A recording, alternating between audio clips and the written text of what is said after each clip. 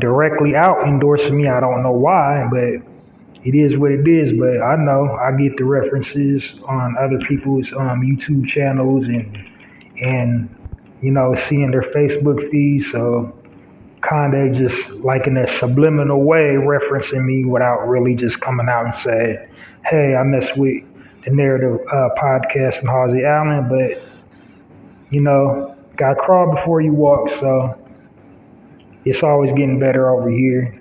All kinds of opportunities is opening up, all kinds of doors is opening up.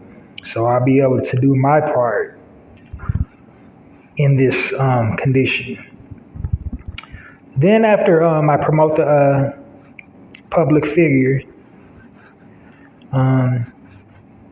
or spotlight the public figure, and then just sidebar. Wasn't nobody talking about spotlight and giving the roses right here until I started doing it. So that's how I know people is listening, and we can argue about it.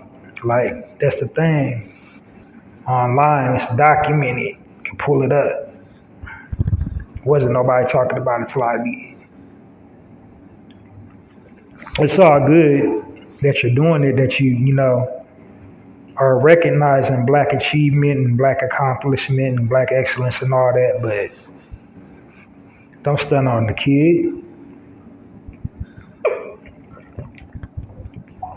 All right. What I say? Yeah. So after I spotlight the prominent figure, I give a health and wellness tip of the day, and it's usually the health benefits of a plant, vegetable, root or herb, or an exercise. And my logic behind that is, to promote the active, healthy, fit lifestyle so that you do not succumb to, this invisible thing that shut the world down for 2 years. Not saying that us black people, us melanated people are more susceptible to the thing that's floating around, but, every time a disease comes out, they always try to make us the number one and target us. So it ain't no secret that they're putting things in the atmosphere, in the food, in the water, things that just messes with our physiology and our genetic makeup. So, I just wanted to provide health and wellness tips to, keep you in sound mind and sound body. So not that I'm a super expert or anything. I only been vegan for like about 5 years now, so I'm still learning. I'm just trying to get off all the processed foods. It's a process, so I ain't never perfect. So I'm not going to share some information that I don't know anything about or that I'm not doing myself. So just know any tidbits that I share is something that I incorporate into my own lifestyle. Because I'm not perfect. I'm not going to portray or try to, as the young people say, cat. Not going to try that at all. Because, there ain't no future in lying. Like, the internet is the worst. It's unrelentless when you get caught in the lie. So that's the last thing I want to do on my platform.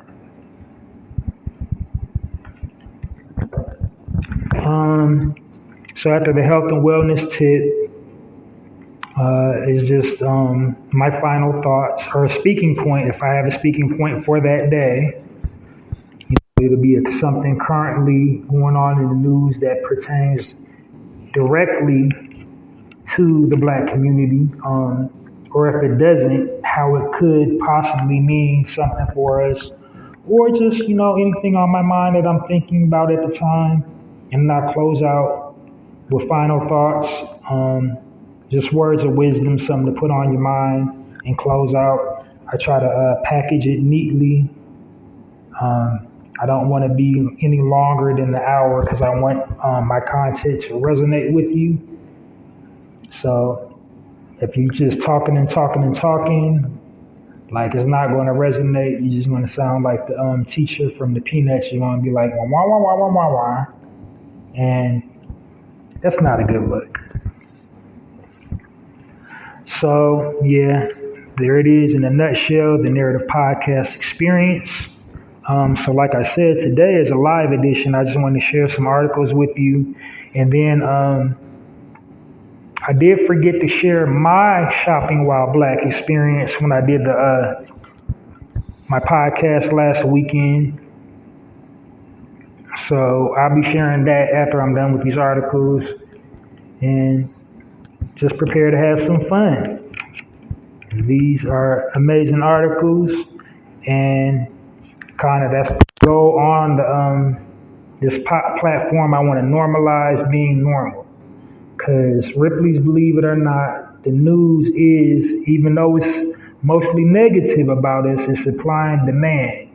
If we don't sit up here and share negative content, the negative content can't exist. If so all the people on YouTube, they got their own media, like the hip hop channels and the comedy channels that's doing news. Like, I get that people want to know the breaking news and want to know, people like the Griot and the Shade Room. I get that.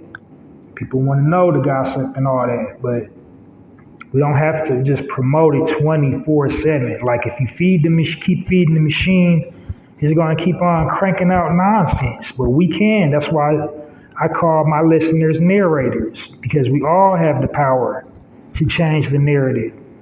And it can start on our own, digital media platforms to post something positive that somebody's doing in the black community, because all of us are always doing something positive.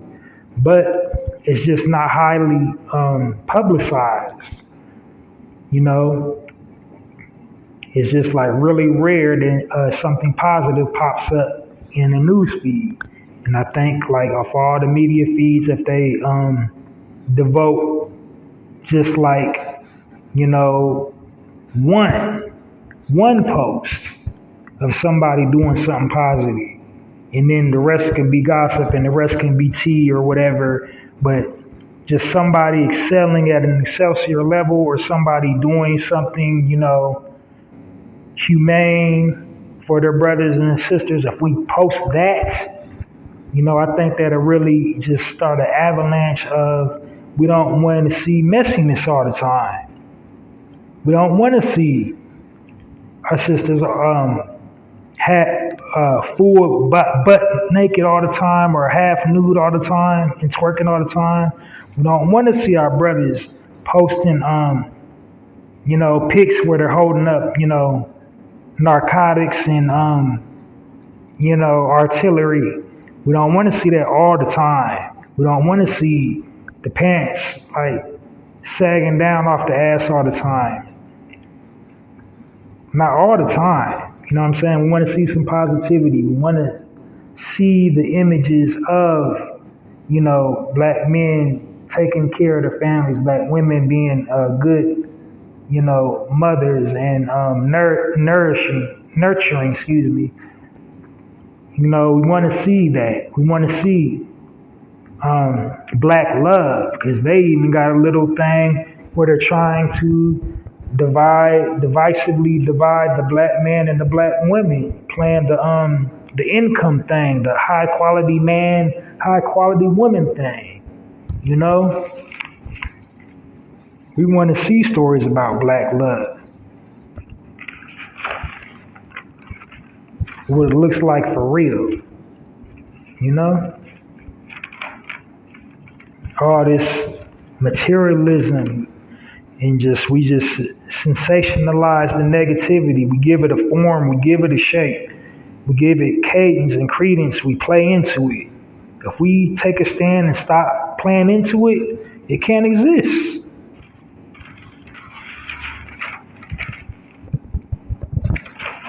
So, without any further ado, on to my first article. And this is a very, very good one. I was so glad this popped up in my feed. It might be old news to you, but it's new news to me, so I'm going to share it. The headline says, meet 14-year-old with a double major in physics and chemical engineering. set to graduate in 2023. And the young man's name is Elijah J.D. Priestley. Now, Priestley was taking business classes at just 8 years old. So he's a child prodigy. Started attending Southern University in Baton Rouge, which is an HBCU. Currently has a perfect 4.0. He's a business owner and entrepreneur and an author, and he hosts his own radio show. President, Society of Physics, member of the National Society of Black Engineers, and has written 2 books, y'all. 2 books. He's 14 years old now. He started his college journey when he was 11, I believe. So he got a full ride scholarship, basically. And you can just plug his name into YouTube. He speaks very articulately, of course. You know, he's there's a lot of maturity. And he obviously had some good parents and that stood by his decision. And sometimes parents sabotage their child's success. You know, don't want their children to embrace their destiny when they find, you know, something that they're destined to do. They want to you need to tone it down. You acting too grown and whatever. Sometimes in wanting to protect your child, you're actually stifling your child. But he obviously has some parents that nurtured that creative spark in him. And he's going to be a force. He is a force, an indomitable force. So I think I seen a interview a long time ago, Tupac, and Tabitha Soren was interviewing him. It's not the one where they was walking on the boardwalk. This is the one where he's sitting down. And you can't really see her. She's behind the camera. In the interview, he says, I don't want to change. I don't want to, be so selfish to think I'm going to change the world. I want to be the one, the spark, the brain to change the world. So this young man, somebody lit a spark. He definitely is going to change the world. He's going to bring about change with all the wonderful things he's doing already at only 14 years old. He's going to be the one. So anyway, his 2 books are called Prodigy, My Secrets, and Mission Christian, God's God First. And it's a coloring book.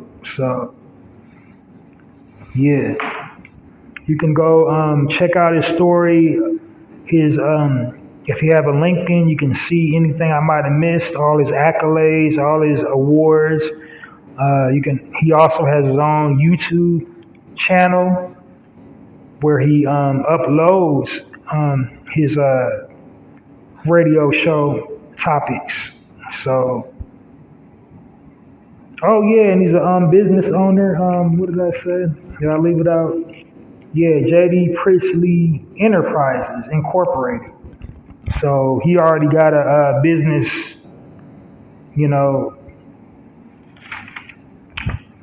already got a business at 14.